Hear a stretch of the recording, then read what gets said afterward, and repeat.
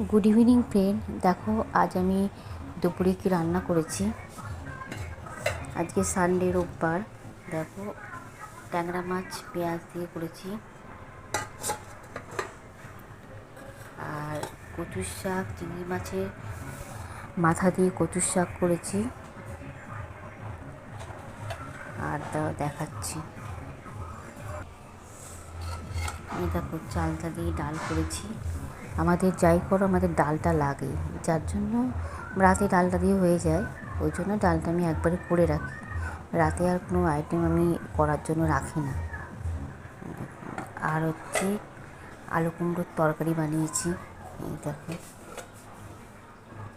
এটা মোটামুটি জলখাবারে খেয়েছে, প্রায় শেষ হয়ে এসছে। যাই হোক, ভিডিওটা আমি এখানেই শেষ করলাম। আমার রান্না হয়ে গেছে। তোমরা কেমন আছো? আর তোমরা ভালো থেকো।